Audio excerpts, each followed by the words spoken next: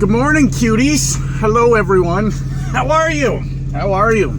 All right. I'm all right. Sitting in a truck stop, waiting for a tire repair guy to come. I'm in one of these little dirt lot, trucking lot, What?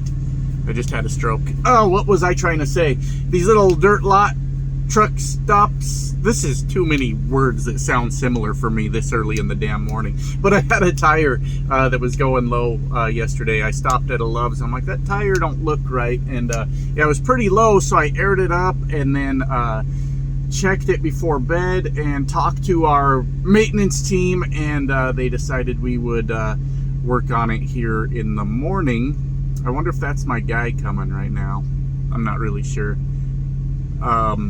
My tire guy arriving is what I meant to say. I wonder if my tire guy is arriving right now.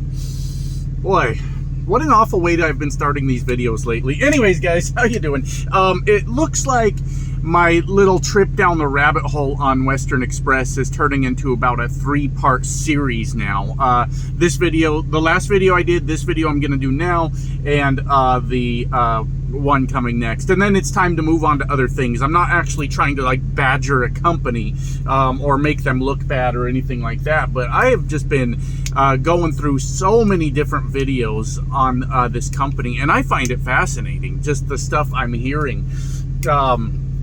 So we're going to talk more about that. This one, of course, is, you know, from the title, you're going to see, we're going to be talking about the training and more specifically the trainers at Western Express, but also there's a huge responsibility by the company, and what sounds to me, off the information I'm getting off the internet, like a pretty massive failure by the company. But you'll see in the third video, that all may be by design when I get around to that third video. So, Western Express training is, okay. Keep in mind, I'm getting my information just from what people are saying in their YouTube videos. Yes, I could be a journalist, I could investigate, I could call the recruiter and do all that. I don't know that I'm that guy. Like, if some reason this channel morphs into, like, we're taking deep dives into companies and that's what we do around here, then I'll start getting on the phone with recruiters and things like that. I'm not sure how exciting that really is, though. So, with that in mind, take the things I say with a grain of salt and know that it's just kind of hearsay at this point. But also on the other hand, where you're talking to a 10-year truck driver, and what I want to tell you youngsters is when you get on YouTube and you bullshit us and you know, embellish what's going on and try to make it fit a narrative that works best for you, so you come out looking the best you can on YouTube, I do want to tell you, us old guys, we can see through your bullshit, all right? So that's just kind of where I'm at. Here's what I'm gathering from the training at Western Express. And to me, this is scary. It's dangerous.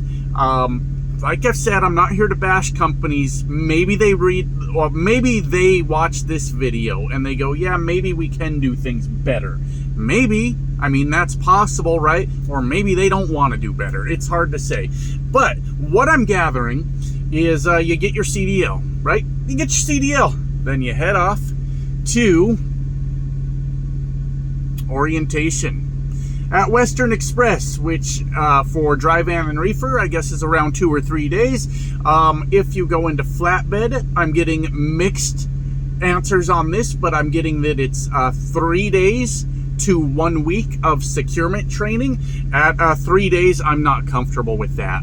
Securement, I've only done flatbed for a little bit. I was not confident in my abilities to secure a load, and I stopped doing flatbed because I didn't want to kill anyone. But that was a long time ago, and now I'm just old. I don't want to be out there all old and sweaty and strapping stuff down. Gross, man. I'm gonna sit in here in the goddamn AC. That's what I'm gonna do.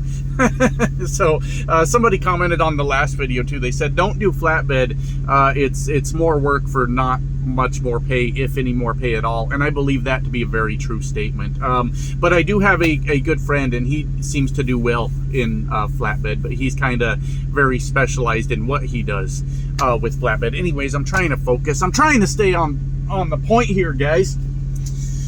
So you've got, let's say you're doing dry van or reefer. You go there, you do orientation. Cool, sounds good. Then you go out with a trainer. From what I'm gathering, like I said in the last video, from a lot of people, is that you could be training for a week, and that's it in some cases. Now, in fairness, Western Express's webpage does say up to 30 days. I don't know if they're rushing drivers out of training to try to get them in a truck. I don't have any idea, but that's not the fucking point. What they are doing that is very alarming is they are rushing very new drivers into being trainers. You're talking guys with 2-3 months experience. I was listening to another guy speak on here. He was explaining sort of a hierarchy of how the loads are handed out to Western Express drivers. Keep in mind, I don't know this for a fact. This is just what he was saying. And he was saying that it's lease purchase is the top. They're the first people dispatched in the company. And I think this was the order. I don't really remember. And then it was teams and trainers. Teams and training trucks were like either the 2 and 3 spots, right? You could switch those back and forth. And then after that, it was solo drivers. Those were the last ones getting dispatched. So the fact that the side note, I guess, the fact that the lease purchase drivers are the first ones taken into consideration for dispatches sounds good on the surface. You know, hey, we're gonna get that driver that's got bills to pay out here going. And but I did dive into some videos of people doing the lease purchase at Western Express. Some lady was absolutely livid. You know, when she had to start paying the bill, her check was just under $300. She said she ran like 2,200 miles, which isn't an amazing week by any means, but it's not a bad week. You know, I mean, she was working, and you know, after all the bills, she brought home $300. And keep in mind, lease drivers, that's your taxes are not taken out of that. Now the tax bill on that $300 is going to be very low. You probably could get away with not throwing that tax bill into a savings account. You'll probably be okay,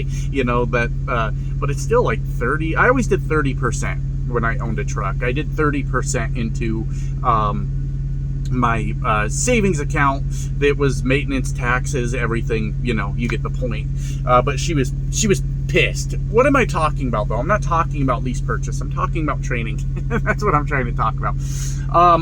Anyways, after that, it sounds like Western Express is very much motivated to keep any kind of truck running that is a team truck, right? Whether that be team drivers or if that's a training truck with you know, a driver and a trainer and trainee on that truck. That's where their real motivation lies.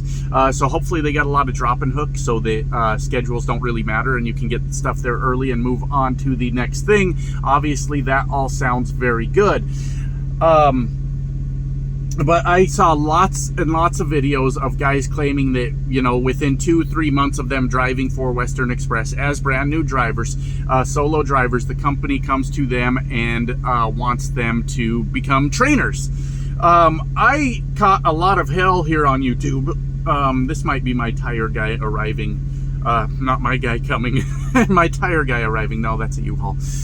Anyways, when I was a trainer here on YouTube, I had like 5 years experience, and you know, these old angry super truckers, you know, they get all mad and say 5 years, that's not enough time to be training. Oh boy, it's gotten way worse out here then. It's gotten way worse out here, because 2-3 months of being a solo driver, sure, you've learned some things, you sure have, but there are a ton, absolute ton of scenarios that you haven't even seen yet, and you're supposed to be training people, and to me, that's just not enough time to become a trainer. But from the videos I've seen, they've made it very well known that if you decide not to become a trainer, or you keep denying them, saying, oh, you won't be a trainer for them, you'll watch your miles drop off. Oh, we just don't have a load for you.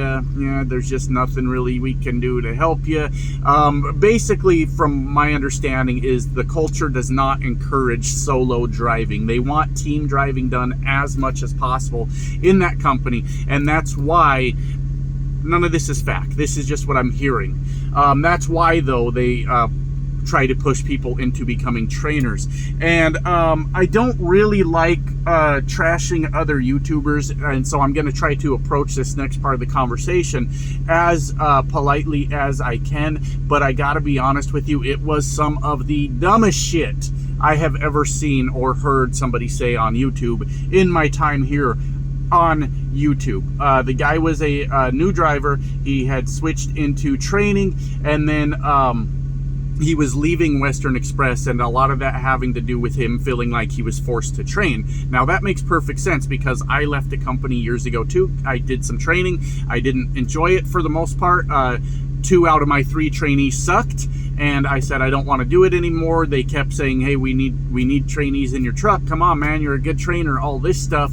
And I felt like I was being forced to train, and I quit a company. That all makes perfect sense to me. But then our character of the story goes on to explain that he was training the biggest idiot he's ever met in his life. He had a nickname for him and everything, and this guy just wouldn't listen to what I was telling him. He did whatever he wanted and all that stuff. And yes, that is very frustrating when you're trying to teach someone and they don't listen. And you will run into that a lot in trucking. People that do not want to listen. They already know it all. I had super truckers in my CDL school. I mean, these guys knew everything there was to know about trucking. All they had was a CDL permit. I wish older me, now 10 years into the industry, could attend a truck driving school as, you know, a guy that's never drove a truck before, you know, just kind of in there undercover, just so I could listen to all the wild stories guys with CDLs, I mean, guys that don't even have CDLs yet would tell you, because there was some super trucking bullshit going on even in my truck driving school. So people not listening to you as a trainer especially is fucking frustrating. I was a supervisor for a while in a company hauling sand in the oil field, and I guess we just hired all know-it-alls. They knew everything, and they wanted to do everything in their own fucking way.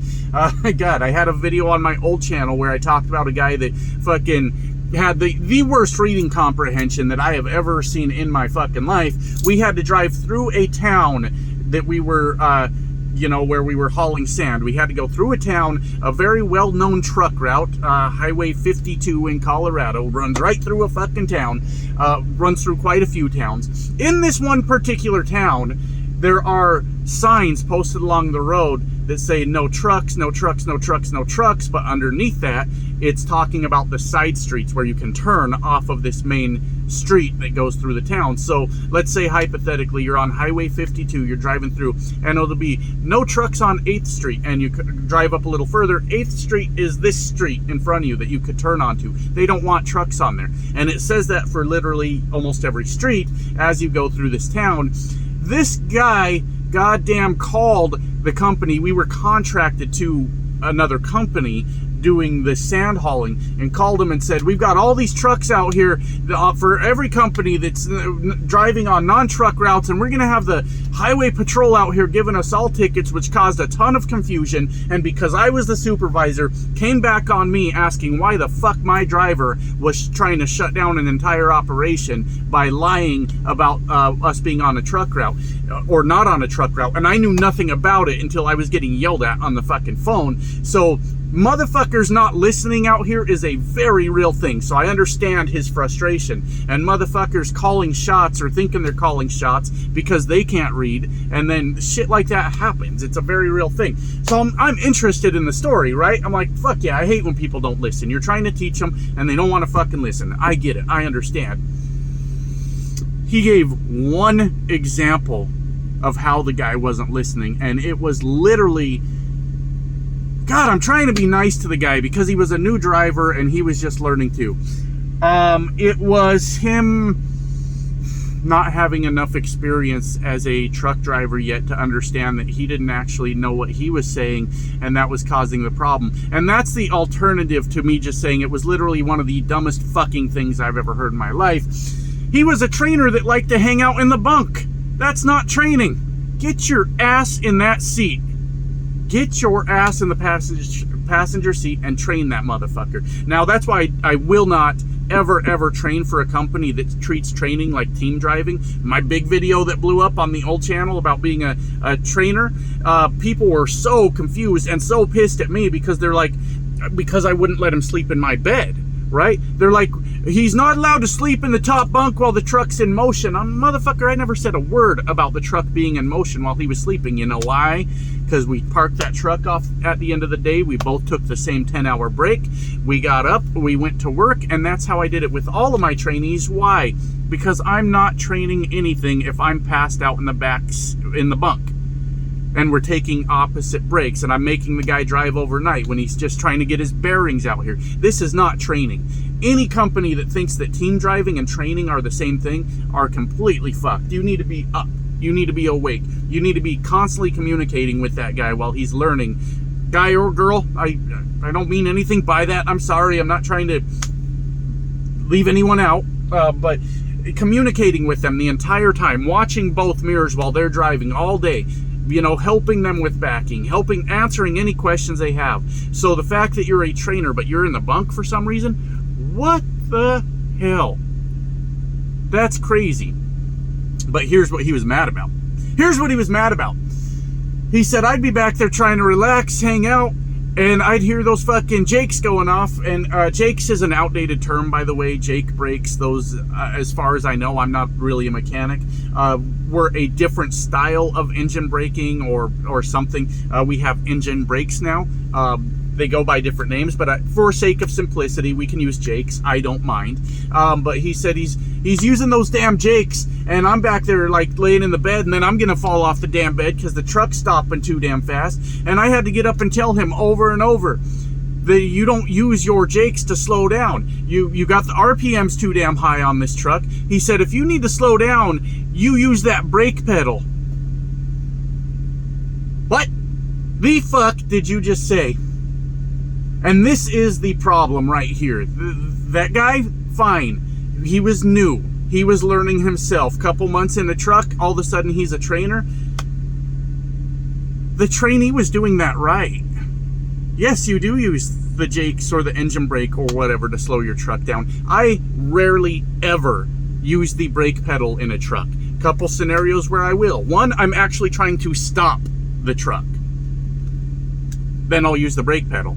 Emergency situation, someone cuts me off, deer jumps out in the road, things like that, I'll use the brake pedal. Everything else done to reduce the speed in the truck is done with this little lever right here. I'm driving down the road, right? Oh, I need to slow down. Flip that right there, and we slow it down with the jakes. One, reduces wear and tear on your truck, even if it's not your truck.